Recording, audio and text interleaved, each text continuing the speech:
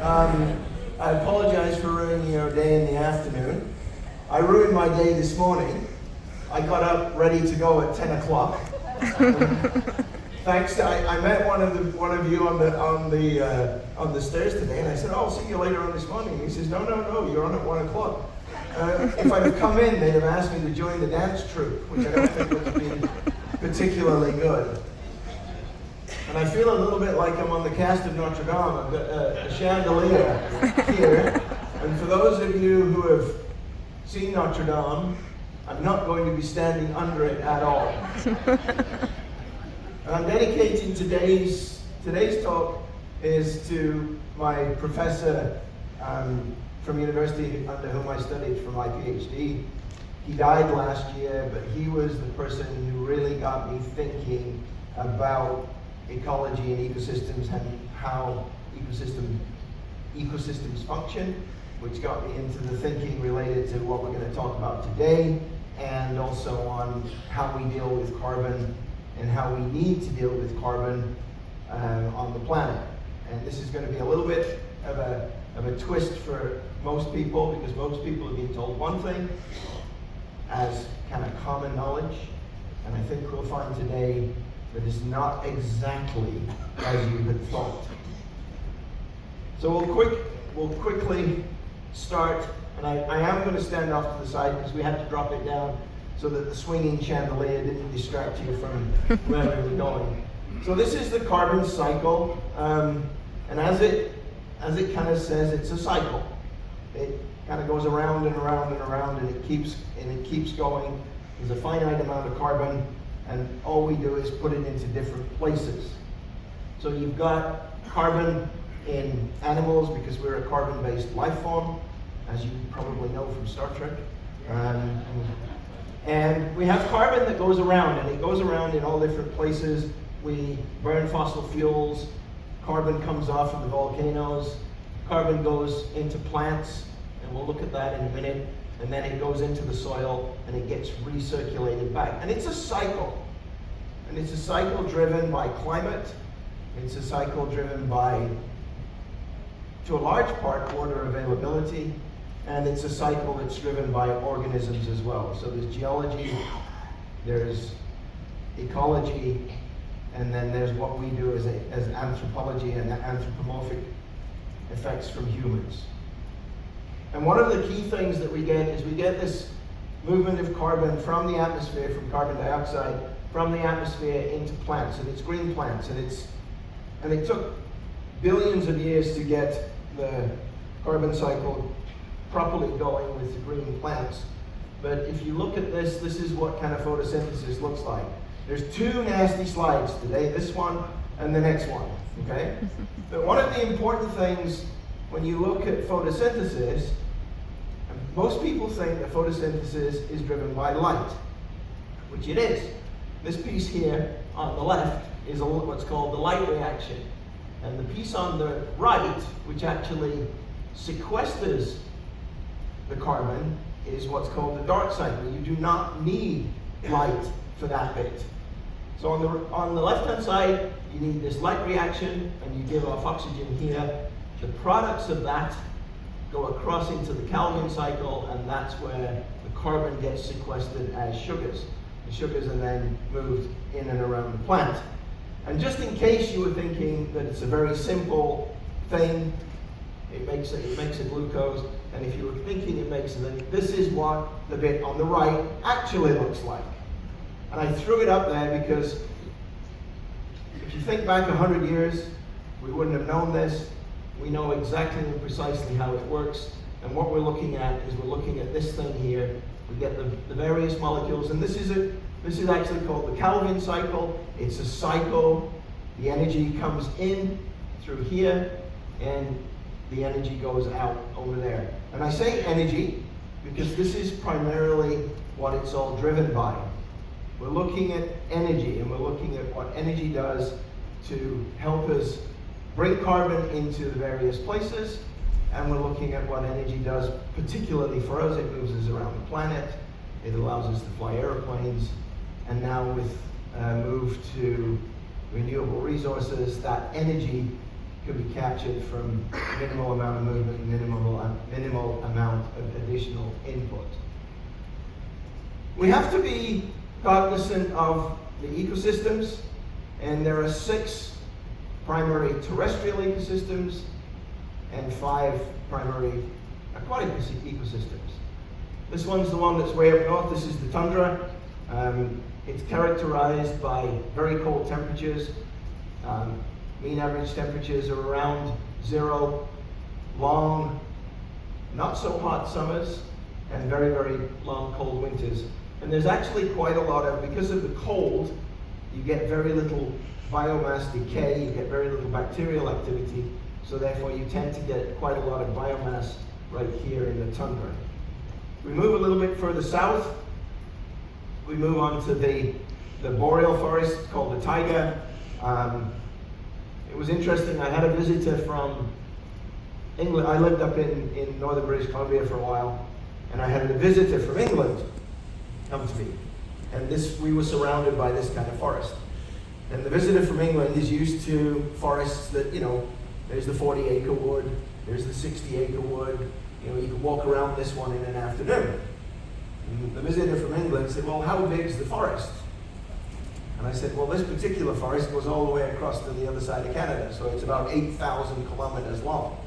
And they couldn't quite capture the scale of what this is. It's got a lot of wood, and we'll look at it in a little while in a little bit more detail. Next one is the temperate deciduous forest.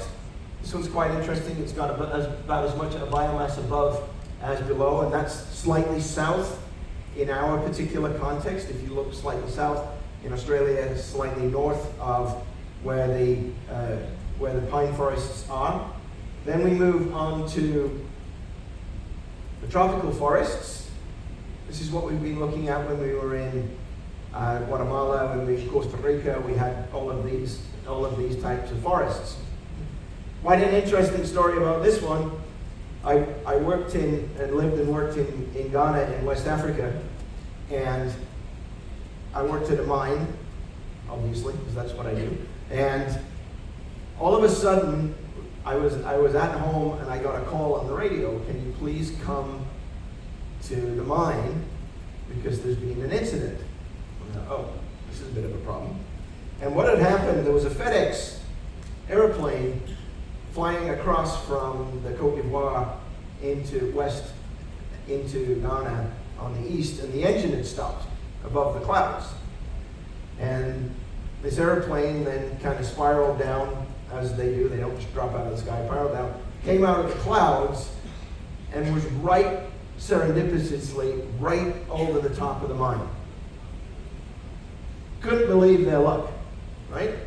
And so we had done some rehabilitation on some of the waste rock dumps, and there was a beautiful big open waste rock dump. The pilot looked around and he thought, I'm going to land right there. And they put the airplane right down on this waste rock dump. It was probably, I don't know, a kilometer across, kilometer in each direction, big waste rock dump, all being revegetated. He got all the way down, and unfortunately, he hit the one rock that was sitting out on the waste rock dump. But he turned the airplane upside down. Nobody was hurt. And within 2 minutes of being there was a doctor on the scene of the accident. I was there to do the environmental cleanup within about 5 minutes, and all the people were taken to the clinic. They were looked after. So can you believe their luck? Engine failure at 15,000 feet, and they land right on a mine. It was amazing. But it was a good job we'd done the rehabilitation work on the waste dumps at that time. Going a little bit further south or further north, if you're in the southern hemisphere, you move into the grasslands. You're all familiar with this. We saw a little bit in Guatemala, and obviously this is predominantly in South Central America and through Africa, and a little bit into Northern Australia. So you're getting these. And all of this is kind of driven by temperature. All of the changes are driven by temperature and water availability. So it's all temperature, water related. So if you've got warmer temperatures, you get the tropical forests, obviously, but you need also lots and lots of rainfall for those tropical forests. And then the last one is the deserts, and those are found in particular places on the planet, that we'll look at that in a minute. But remember that these are not distinct boundaries. The boundaries kind of flow one into the other. So as the rain gets less, you go from a tropical rainforest to a savanna, and then from the savanna into the desert. You go north from Ghana. The coast of Ghana is absolute beautiful, lush rainforest, great big trees. As you get further north to the northern part of Ghana, it's into that kind of grassland, scrubland, savanna area, and then further north you get into the desert as you go further north. And it's very interesting when you look around the planet, and this is all what we're looking at today is energy and carbon.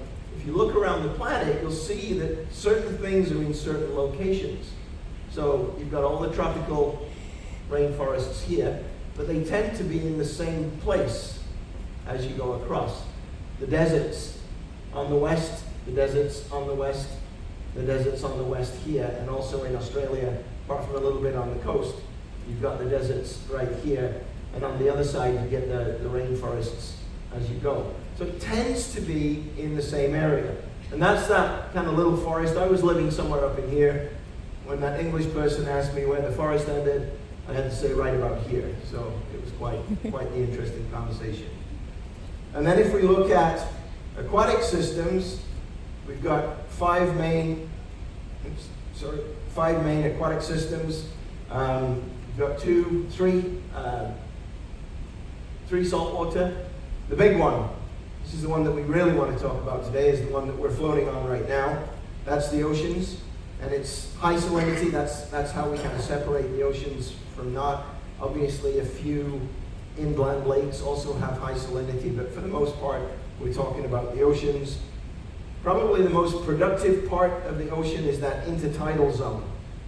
And the intertidal zone is one of the few places where you get very rigid boundaries between what's growing on the intertidal. You can see here that you've got green algae right at the bottom, and then you've got a brown algal layer here, and then this is mussels in this area, and then you get a different type of species here. And it tends to be, again, this is exposure to the air, and it's exposure to temperature.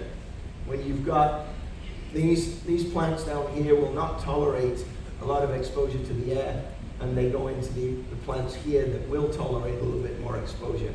You've seen barnacle layers and all that kind of stuff. Even on the lock gates, if you look on the lock gates in the first locks on either side, or the last lock, so you look on the first lock that we went through, you'll see this is actually on the lock gate, but it's vertical. So if you actually look at those lock gates as we approach them, you'll see the different species growing at different levels on the lock gates because they're exposed. Once we get up into the lake, it's a freshwater system, so you don't get these marine species there. And it's quite an interesting little ecosystem that you can see. Other one that's very rich and very important, particularly for migrating bird species and biodiversity, are these estuarine systems. And we did look earlier at the mangrove forests, and we looked at how important they were for biodiversity. In terms of carbon storage, most of these aquatic areas that we've looked at, particularly the freshwater ones, they're all margins. So there's like a lot of distance when you do it, but when you look at the fact that it's only going inland a kilometer or two, there's not a lot of area. You've got a lot of distance, you've got massive crinkly bits, but you don't get a lot of area. And it's area that's important for carbon. And then obviously, we've got primarily two types of freshwater areas, streams and lakes. And some of the lakes are very productive, and some of the lakes are less productive, like these ones that are very, very low nutrient levels in areas that are unaffected. And I'm giving you a little clue here about what we need to look at in terms of production and carbon cycle. We're looking here at systems that will drive the sequestration of carbon, and what we want to look at is we want to look at how we're going to get this sequestration of carbon. as we continue to push carbon out into the atmosphere. Now, this is what I studied. It looks a little bit more complicated than it really needs to be. We'll break it down into a few little pieces. You've got, essentially what is here is the trophic diversity. You've got what the fundamental building blocks from soil up to the top carnivores. And it doesn't matter where you are, there's always a top carnivore that sits there somewhere on the top. It could be a killer whale in the ocean, it could be a wolf, it could be the lions and the other big cats out in Africa. So you've got this kind of trophic level. You've got a lot of diversity in these lower levels, depending on where you are, and then these top carnivores here. And then you also have to look not just at where it is and what it is, but you got to look at the scale of it. You look at the scale, how big this particular system is. So you look here, you've got a local scale, which could be something, 0 to 5 kilometers that you can go regionally out, think state level, and or province level if you're from Canada. But think about that kind of scale. And then obviously when you've got landscape scale, we're looking at the whole of the tropical rainforest in West Africa. That's kind of a landscape vision of it. And it morphs into the scrub land, into the savanna, and then obviously into the desert as you go. And you get different levels depending upon the ecosystem stresses, and this is we're getting a little bit, 101 university level here on ecosystems, but the ecosystem stresses give you different levels of diversity. And you'll get where the ecosystem stresses are very high, where the stress in the ecosystem is very high. It's very cold, it's very dry. You'll get less diversity. When you go into the tropical rainforest, you've got a stable system, so you get more diversity, different plants. You saw yesterday, I couldn't believe all the parrots. I've never seen so many parrots at a port in my life, right? But it was phenomenal. You saw all that diversity. When we were in the ecosystems in Guatemala, we saw all that diversity. And that's the piece that we want to look at. And that gives a little bit of the structure and the ability of ecosystems to withstand disturbance. And I'll use disturbance as a word because it's not just human interference, it could be natural interference, so natural disturbance. So you've got a species that is predated, then another species will fill in the gap for a while, and then that species will come back. So you've got this ebb and flow within an ecosystem. Everybody thinks generally of ecosystems that they are a stable thing, like we've always got pine trees here. Well, no, you don't, actually. You may have pine trees this year, but in 50 years or 100 years, you may have a different species of tree that's come in. And so we see this ebb and flow, particularly in systems that are disturbed. And this is a system that people like to use, is the retreat of the glaciers. So right now we've got glacial retreat going on. Well, we've had glacial retreat going on for about 100,000 years on the post-Pleistocene level. But for the last 10,000 years, we've really had glacial retreat. And what happens as the glacier moves, actually as the glacier doesn't advance as far, that's what's happening. It's not actually retreating. It's just advancing, but it's not advancing as far because it's melting. You get this cobble stuff that you get here, and it's open ground. Those of you who are farmers, you'll know what happens to open ground. The weeds come in, something starts to colonize it, it kind of stabilizes the soil. So we've got these, in this particular case, this is a study from up on the Alaska coast. This one you've got lichens come in, the weeds come in, and then the shrubs come in like this. Once the shrubs come in, then you start to get birds coming in, you get nesting habitat, you get moose coming in that will use this lower vegetation as food and that sort of thing. And then finally you get what we would call the mature stable landscape, which is all well and good until the next glaciation comes on, and then it scrapes all this off, and then we have to start again. And it's not just in a glacial situation, you get it with forest fires.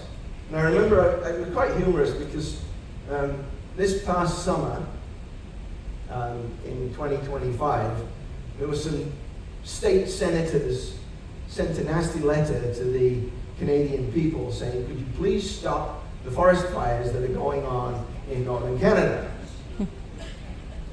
I don't think they've ever been into northern Canada because there's no road, there's nothing. And I worked in northern Ontario. There's 3 roads that go up into northern Ontario. And guess what's at the end of each one of those roads is a mine. And I've worked at the end of those roads, and I was just chatting with somebody about working in northern Saskatchewan. We had to fly in. These forest fires are natural. They're a natural part of ecological succession. Why? Because this is what happens. The forest dries out, lightning strikes, and it's not human intervention. Most of those forest fires that they were talking about last summer were natural lightning strikes on dry land in the summer. Okay, just accept it. That's what happens. And then what we get is we get a lot of the nitrogen comes off, and a lot of the phosphorus stays in the soil, and then you get the plants that come in. Again, you'll get this natural succession as it goes. Interestingly, the best habitat for moose and deer is right in here. They don't like this mature stuff because there's not a lot of graze on the bottom. So you get a very good years for moose and deer after a forest fire has come through. And even some of these trees, there's a tree in Saskatchewan called jack pine, and the jack pine has a cone that it drops on the ground, and the cone stays on the ground closed until a fire comes through. The cone then opens up, the seeds drop out, and they can then grow. And if you think of something like a sequoia that's going to live for 3,000 to 5,000 years, they experience a forest fire about every 100 years. So they have trunks that are resistant to forest fires. And even the First Nations on the west of the US used to burn underneath the trees to allow the vegetation to grow. So they burn underneath. So there is proper management of forests. So let's get back to carbon a little bit. And we want to look at carbon in terms of what we look at is carbon storage. So carbon storage is the key thing. We're burning, on the ship here, we're burning carbon that was stored about 120 million years ago as oil from plants that went to the bottom of the sea. Coal, similar thing. Coal was in about 260 million years ago. A lot of the coal was deposited in the coal beds. So this is giving you an idea of where we're going here. When you look at carbon sequestration and carbon storage, this is just a forest that we've used. And each of the circles that you've got on there gives you an indication of kind of the importance of the biomass. So if we look at the biomass in this particular case, you can see that there's 2 key areas. There's the above ground standing biomass, like the trunks and the leaves and all that kind of stuff. And then there's the soil biomass, both in terms of roots and actually in the soil itself. Why does it stay in the soil? Because it doesn't break down, because it tends to be wetter and it tends to be cooler, right? If a tree falls in this forest, and it's a tropical forest, it starts to break down immediately. Immediately.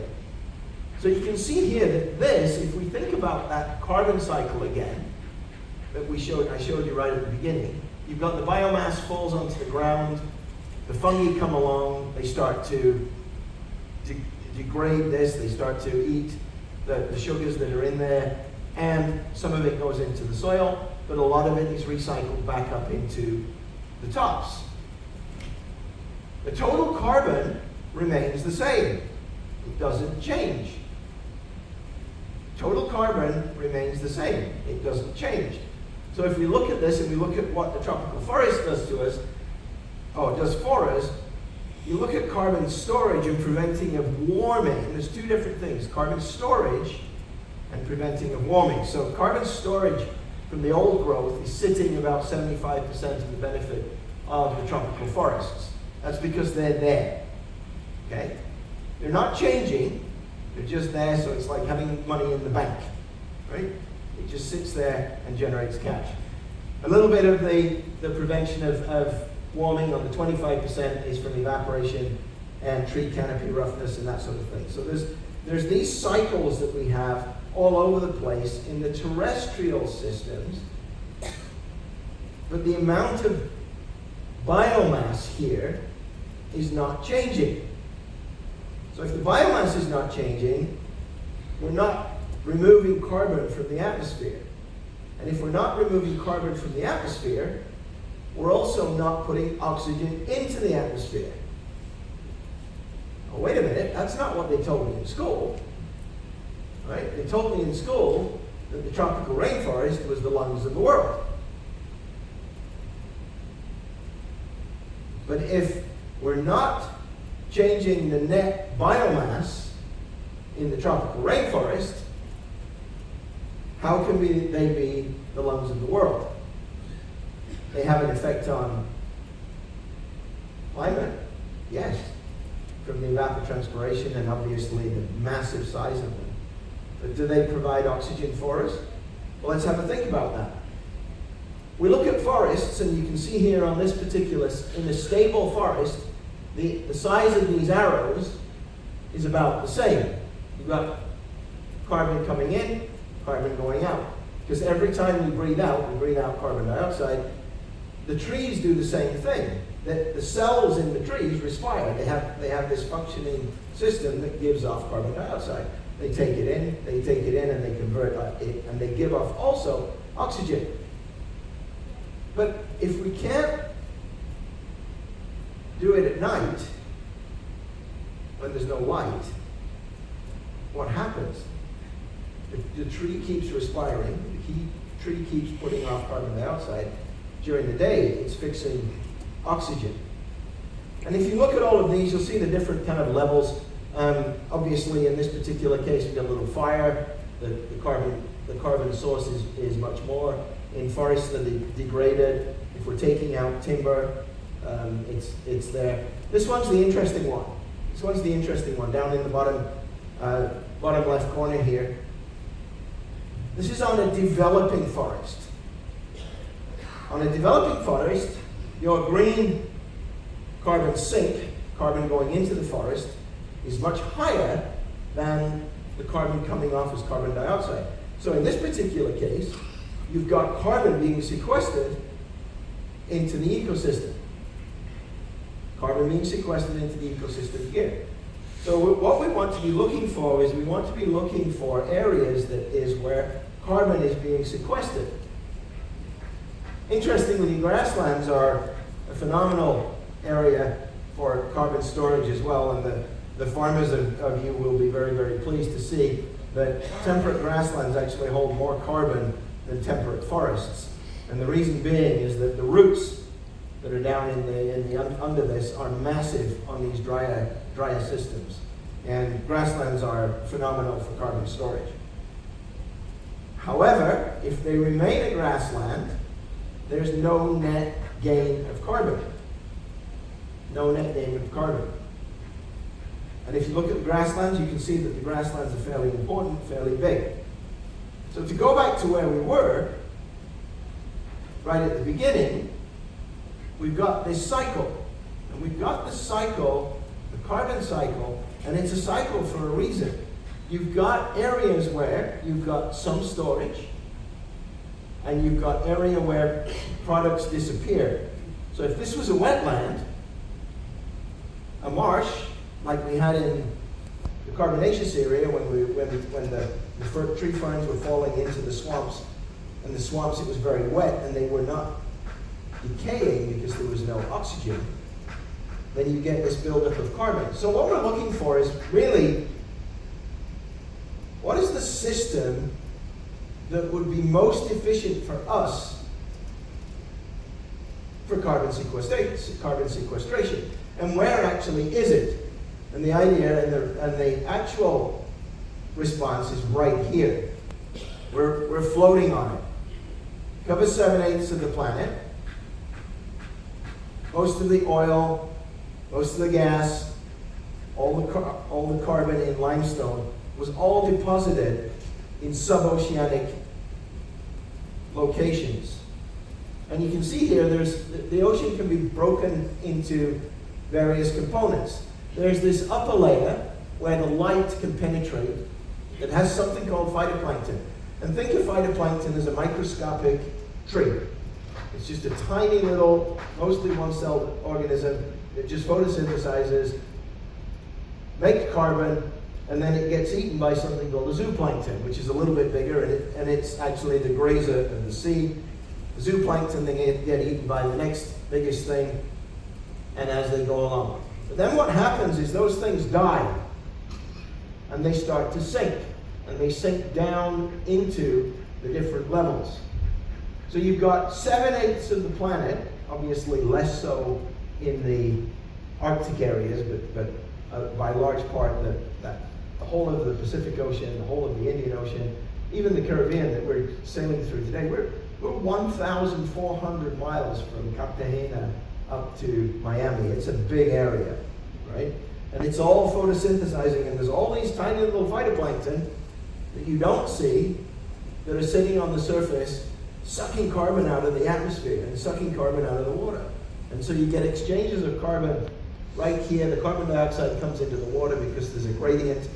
And then they start to fall down and decompose, and they get down into the deep ocean. Once they get down into the deep ocean, they don't come back. Unless we dig an oil well or it gets uplifted through the coal deposits.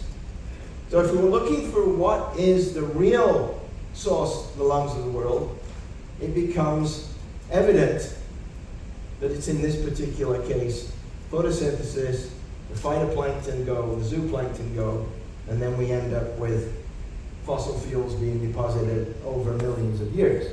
And of course this is on a millions of years scale. But if you think about it, if we try and do a little carbon capture project, say in Arizona or wherever, we're doing this little tiny thing on a planet that's massive, and most of the planet is covered with water. So what we really want to do is we really want to focus on things that would have a significant effect. I mean, we could move to renewable resources, of course, that's all coming. And my prediction is that we're going to go to renewable resources, and the actual price of energy is going to drop over the next little while. Not the price of distribution, that's a whole different question, but the price of energy is going to drop. And why? It's because we're ending up with capturing sunlight energy, or wind energy, or water energy at source. And then once you've got a dam built, a little bit of maintenance on it, British Columbia is 95% hydroelectric power. So that's fantastic as far as I'm concerned, because the prices won't be going up too much. So if we look at what we can do, and what we really could do is we have all these little carbon sequestration projects. We can plant trees, and actually one of the things that's happened in the Amazon over the last couple of 3 years is that the Amazon is actually now starting to expand. So they've stopped cutting down the forest, so it's not shrinking anymore. And the little bits along the edge are starting to expand out. What does that mean? It means that the trees are growing, and they grow quickly. So the Amazon is actually right now, because it's expanding, right, it is now starting to capture carbon. If we look at projects that we can do, and this is just a schematic that I looked at. There's some stuff you can do on land. Again, not particularly useful because it's very small, it's very localized. You can do stuff, on the edges. You can plant mangroves. You plant mangroves all around everywhere they would grow, and you still wouldn't make a dent into what you're doing for carbon sequestration. And what you really want to be able to do is you want to be able to do something on a grander scale, on an ocean-sized scale. Now, this one's kind of a little bit trite. It's like planting a garden. You plant these seaweeds, and eventually you just let the seaweed go and it goes down to the bottom. You'd have to do this on a massive scale. There is a project, and you've probably all heard of the Great Garbage Patch where the plastic is out in the ocean in one of the big gyres, right? Well, if you think about these big gyres, they go around and they keep stuff in. So if you did this, but on a large scale in the gyres, and you sank, and this would be hundreds and hundreds of kilometers across, you could actually then sink a significant amount of carbon down to the bottom. And maybe you could take some of the plastic with it and get it out of the way. So you can do that kind of thing on a large scale. You can also do something that we're particularly good at in lakes. We have eutrophication of lakes where we have runoff from farming, we have runoff from gardens, we have runoff from all kinds of areas that goes into lakes. And then these lakes have these algal blooms. You've all seen it on the television, you've all seen it probably in your own backyard. If you don't have tilapia there to gobble up all of the nutrients, then you end up with the algal bloom. What happens if you fertilize the oceans, you get the algal bloom, which causes a phytoplankton bloom, which causes nutrient bloom, but we don't get kind of all this nasty stuff on the top. It all ends up on the bottom in carbon sequestration. So we can do all of these things on a bigger scale. So when I say that right now, that the real lungs of the world are the oceans, right? It also gives us an opportunity to understand what we could do if we wanted to do carbon sequestration. We could plant all the trees we want, but if we planted the entire Earth surface, it's 1/8 of the surface of the Earth. If we did projects on a very small part of the equivalent on the sea, then you would have a much larger effect.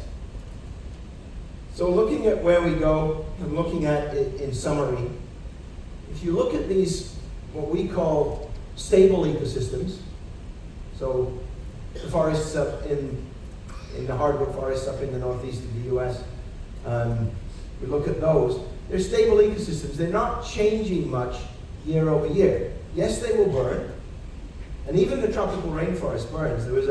If you do some ethnic studies of the tribes in the tropical rainforest, they tell of burns in the tropical rainforest. And as it turns out, the tropical rainforest burns about every 250 to 300 years. The forest in northern Saskatchewan burns about every 70 to 125 years. The prairies, that you can see here, burns a lot more frequently, but the grass recovers very quickly. So all of the systems, except for the tundra on the planet, and the wet ones of course, are actually fire ecosystems. If we look at terrestrial systems that will sequester carbon, the only real systems that will sequester carbon are marsh ecosystems. These marshes come in, they fill up.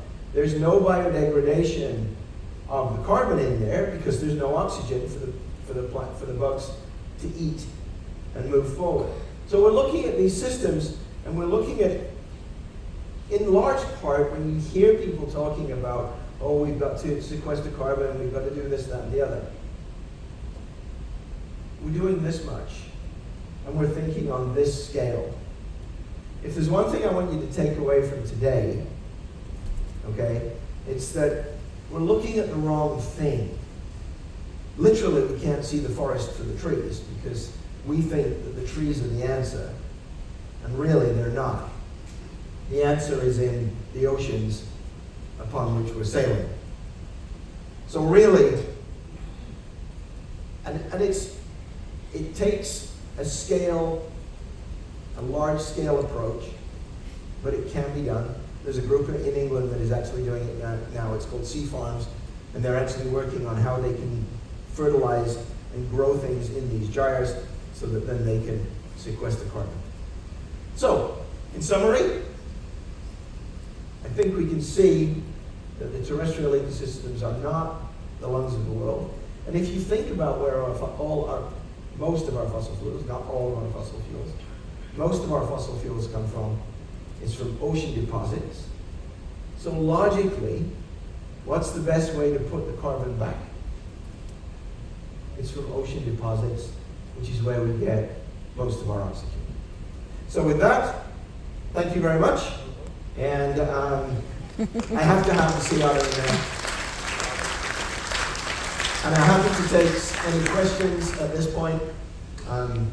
And thank you for joining me. Tomorrow is the last talk in the series. You will have graduated from first year ecology by the time you leave the ship. It'll be at 10 o'clock. I do have to get out of bed tomorrow morning, so you will see me getting coffee early. So it'll be at 10 o'clock tomorrow morning, and it's charismatic megafauna of the Caribbean. If you don't know what charismatic megafauna are, please come along and enjoy the talk. Any questions? Mark, next slide. Yeah, I'll put up the next slide. That's the deets. If anybody, it's all new. What I would request is that if this is hello@thefunupgrade.com, if you send an email to that with the request the YouTube link, Nikki and I will be posting the YouTube, well, I won't be posting, Nikki will be posting the YouTube videos sometime during the next week, and then we'll send out the link to everybody who sends us an email. On Instagram, and I didn't know what that was until this week. Apparently, I'm at Doctor, and there's a dot after Doctor, and that's the Instagram QR code there. So, and I'll post that tomorrow as well, just in case you didn't get that. Send me an email at this one, and you'll get the YouTube videos. Any questions? Yes, sir. Your YouTube link. Can we just type in Mark Thorpe and find your stuff? No. It's private, I think. Yeah. Yeah, it's private. Yeah. So, yes, you can find Dr. Mark Thorpe in various places. Some of them will be me. But no, I'll do a private link. On Instagram, it'll be more on travel tips, that sort of thing. It'll be like what to look at here and there. I'll get right back to you. Yes? Other than England, are any other countries, companies?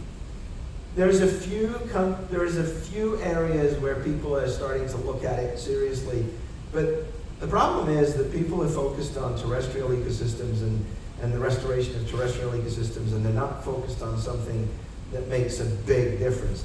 You plant trees for several reasons. You plant trees for geotechnical stability, for soil stability, that sort of thing, and it has the effect of carbon sequestration. But people don't look beyond the fact that the trees eventually get big. And if you think about a tree, it's a huge amount of trunk and all the leaves, and the leaves and the trunk are all respiring, and the roots are respiring, but only the tops are affixing oxygen. So they are starting, and I showed you a few of the projects that are coming on, but it's very small scale right now, and it needs to be bigger. Yes, ma'am.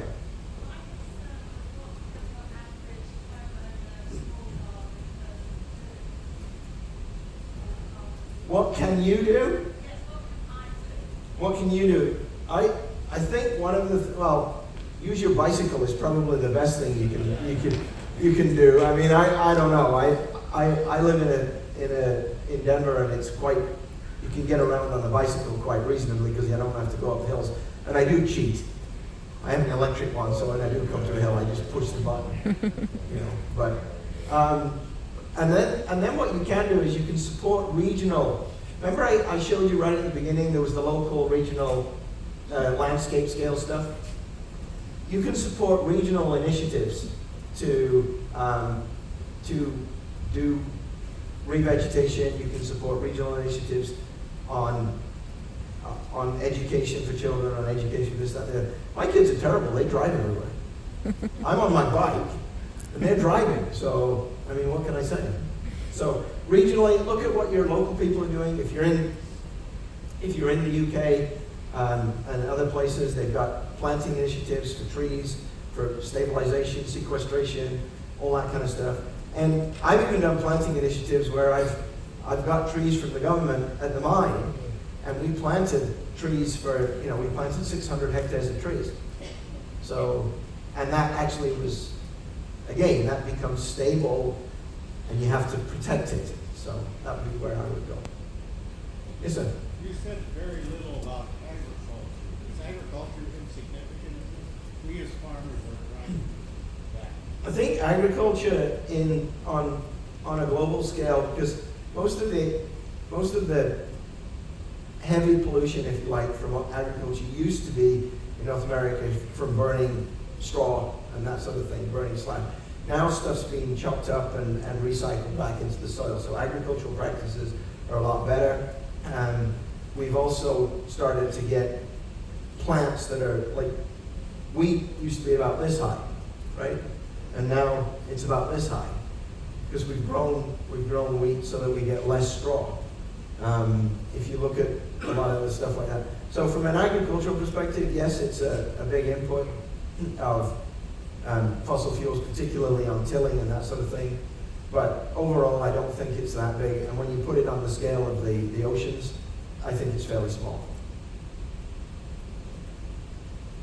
Is it? We shouldn't litter? Yes.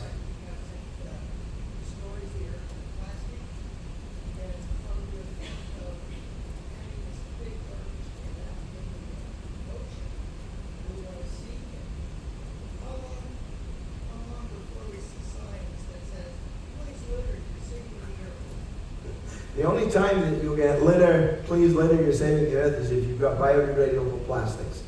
You're not going to see, what we've got is you've got certain amount of plastic, and I always remember back when I was a kid, there was a an anti-littering campaign in England, and it was a big push. Kids were, out on cleanups and all this kind of stuff. And it really worked. It really, really worked. And we did some cleanup programs at the mines, and you'd have local communities where garbage was everywhere. We'd make garbage cans available. We do the cleanup and everything. And before you knew it, littering was there. We will never get to a point where you're throwing bottles out of the car window, ever. And the best thing that we can do is we can buy, I use actually real plates, not recyclable plates, but you can get those biodegradable plates, but they only work if you've got a composting system in your municipality. Canada has a pretty good recycling program. Is you pay 10 cents a can. If you buy a can, you've already paid 10 cents, and that can, you can take that can back. Wine bottle is 25 cents, I think, and I can't remember all the different numbers in there. Those go back in and they're recycled and they're collected and put back. So that's where I see it going. We have to take care of the planet. Don't throw your garbage out of the window. Yes, sir. I'm not sure how to ask this, so help me out. Methane versus carbon. Any comments on that? Methane is a natural product. I mean, cow farts are a thing that's actually real. It does do carbon. It's greenhouse gas stuff. What I was focusing on today was primarily carbon sequestration, which is the big driver. From what I recall, the methane component is relatively small compared to the carbon dioxide component that we're concerned about. And I'd have to look that up. From what I've been reading or hearing, it's also coming out of the ground as the tundra unfreezes. And at one time, before we had oxygen-based systems, we had methane-based systems. Absolutely. And if you go to the smokers under the ocean, they're sulfur-based systems and that sort of thing. What's going to happen up in the tundra is that the forest is going to advance further north, and so you're going to get a switching in carbon sequestration from in the soil on the tundra to the standing wood as the carbon. When I was at the University of Saskatchewan, there was a study going on, and it was looking at one of the islands way up in the Arctic, and they found massive tree trunks up there that had amber and all that kind of stuff on them, so that it's indicative that at that particular time you had trees way up in the Arctic, or the trees moved up into the Arctic. Yes, ma'am.